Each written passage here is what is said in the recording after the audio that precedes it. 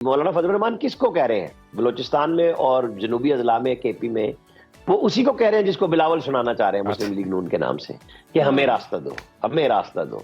ये सियासत है, यहाँ कुछ लो और कुछ दो पे बात होती है, और वही मौलाना फजल रहमान भी कर रहे हैं। अगर वो बोलेंगे नहीं, वो प्रेशर नहीं डालेंगे, तो रास्ता कहाँ से लेंगे? हमारे साथ सीनियर तज्जियाकार मौजूद हैं जी, आमिर इलियास राना साहब। आमिर साहब, बहुत शुक्रिया आपके वक्त का। ये कहिएगा जी कि क्या इतलात आ रही हैं? कल एक बड़ी अहम मुलाकात हुई नवाज शरीफ और चौधरी शुजात के दरमियान, तो क्या मामला तय पाए? देखिए, चौधरी शुजात हुसैन और मियां नवाज शरीफ के दरमियान राब्ते तो हो चुके थे जब अदम एतमाद की तहरीक आई, और मेरी मौजूदगी में चौधरी शुजात हुसैन ने बड़ा क्लैरिटी से कहा था इस्लामाबाद में कि इसहाक डार को फोन करें और उनसे पूछें क्या नवाज शरीफ इस अदम एतमाद की तहरीक में चौधरी परवेज इलाही को वजीर आला कबूल करने के लिए तैयार है।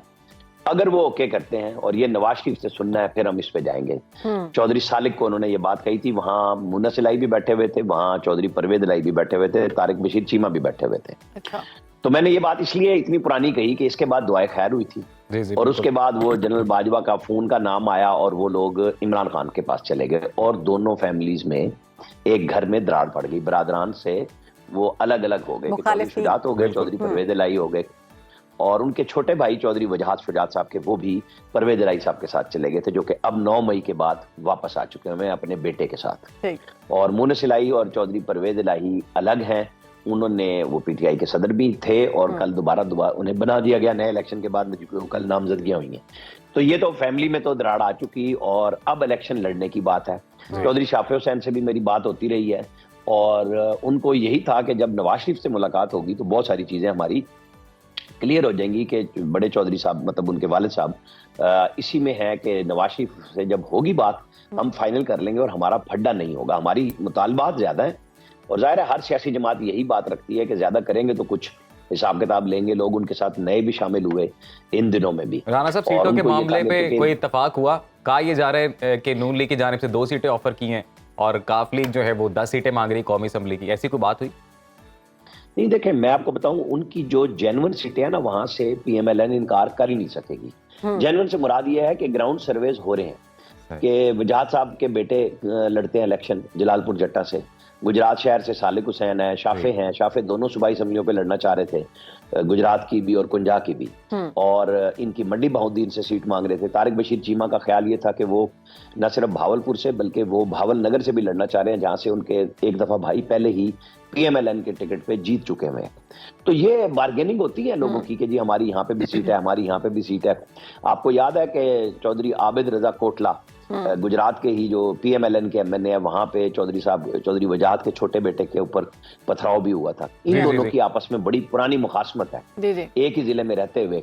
तो वो सारी चीजें पीएमएलएन को देखनी है कि अपने लोगों को ना तो छोड़ा जाए, और जो इत्तेहाद में आ रहे हैं चौधरी शुजात हुसैन के साथ इतने अरसे के बाद सुलह होने जा रही है, उसको भी जाया ना होने दिया जाए। अच्छा राना साहब, तो बहुत सारी चीजें पहले तय की गई हैं, उसके बाद ये मुलाकात हुई है। मेरा ख्याल है कि इसके अंदर कोई बड़ी रखना अंदाजी नहीं होगी, और कुछ दिनों के बाद जब सारी गुजरांवाला डिवीजन की टिकटें अनाउंस होंगी या जहां जहां की फाइनल होंगी, उस वक्त चीजें क्लियर हो जाएगा, गो हेड पहले मिल जाएगा। राना साहब, ये भी इत्तला आ रही है कि नवाज शरीफ जो हैं कुछ दिनों में आसिफ अली जरदारी से भी मिलने जा रहे हैं, तो ऐसी कोई खबर है आपके पास? अगर मिलने जा रहे हैं तो एजेंडा क्या है? क्या इत्तेहाद करने जा रहे हैं? मेरी 2-3 लोगों से बात हुई है पीएमएलएन के कहेंगे जी देखें, नवाज शरीफ और जरदारी की कुकुट्टी तो नहीं है। जरदारी साहब ने एक फोन भी किया था उनके पाकिस्तान आने के बाद, और हम इकट्ठे हुकूमत में भी रहे हैं। लेकिन एक होता है ना कि आप किस लिए मिलेंगे। आप सिंध में पीपल्स पार्टी के खिलाफ इलेक्शन लड़ने जा रहे हैं, मैंने कहा जी आप सुना है पंजाब में कुछ सीटों की एडजस्टमेंट करेंगे। उन्होंने कहा वो बदले में हमें क्या देंगे। सियासत इस चीज का नाम होती है कि अगर आप किसी के साथ इत्तेहाद करते हैं तो एक दूसरे को कुछ रेसिप्रोकेट सपोर्ट करेगी।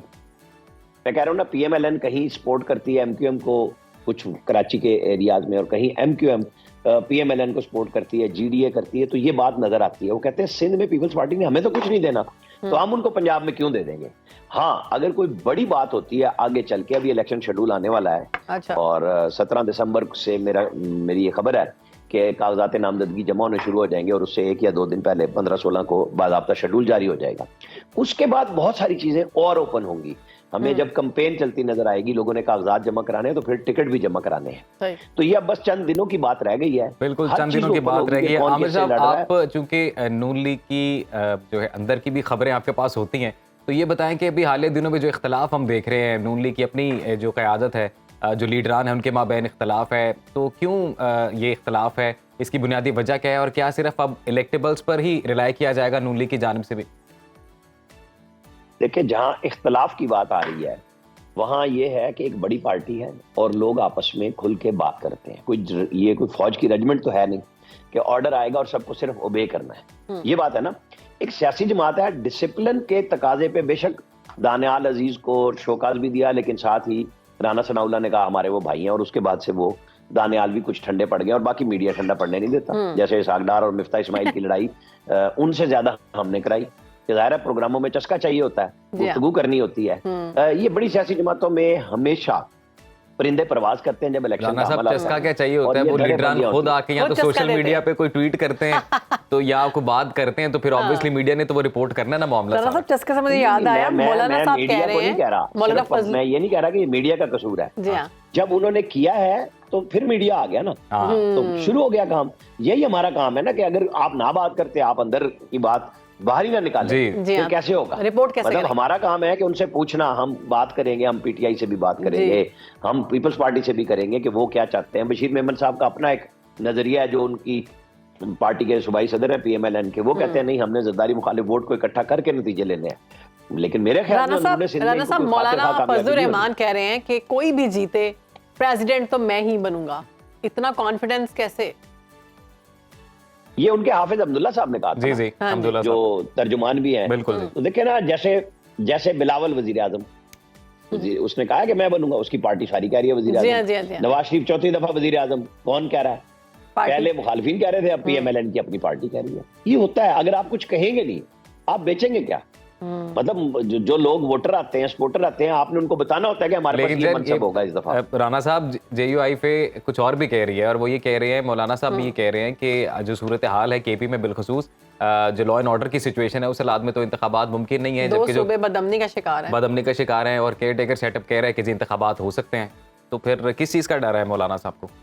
नहीं, इसको ना आप फिक्रा पूरा करते तो मजा आ जाता कि जी नवाज शरीफ से मिलने के बाद ये बयान आया, फिर कंप्लीट हो जाती बात कि जी जैसे नवाज शरीफ ने ख्वाहिश जाहिर की। ये तो हमने आपसे कहलवाना था ना राना साहब।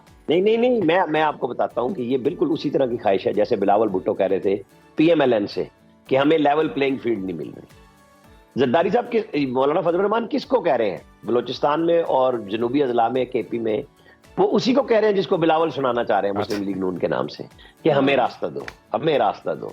ये सियासत है, यहाँ कुछ लो और कुछ दो पे बात होती है, और वही मौलाना फजल रहमान भी कर रहे हैं। अगर वो बोलेंगे नहीं, वो प्रेशर नहीं डालेंगे, तो रास्ता कहाँ से लेंगे? हर बंदे को अपना अपना रास्ता चाहिए। सब जाते जाते ये बता दें कि ये जो इंट्रा पार्टी इलेक्शंस हुए हैं पीटीआई के, इसको कैसे देख रहे हैं आप? ये फंस गए हैं, और अक्लमंदी का तकाजा ये था कि जब इलेक्शन कमीशन ने इनके इलेक्शन को वापस किया था, अकबर एस बाबर कितने साल लड़ते रहे और वो इमरान खान को सजा दिलवा के हटे। उन्हें चाहिए ये था कि जब ये आए थे ना, वो कह देते जी हमने 3 बजे तक कागजात थे, आप 4:30 आए हैं, ये ले कागज जमा कराएं। तो इमरान खान के मुकाबले में कहाँ अकबर एस बाबर ने खड़े होना था?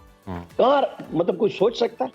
लेकिन चूंकि वो आ गए, वो अब टेक्निकली कह रहे हैं कि मैं तो हाई कोर्ट से मेंबर हूं, वो सारी चीजें पूछते, कोई रिजेक्ट करते, बात करते। मेरा ख्याल है पीटीआई को आगे आने वाले दिनों में मुश्किल पेश आएगी। इसमें ये कोई आसानी से नहीं, आने वाले दिनों में मुश्किल पेश आएगी। बहुत शुक्रिया आमिर इलियास राना साहब, आपने वक्त दिया। अब खबर आपकी दस्तरस में, हर वक्त बर वक्त।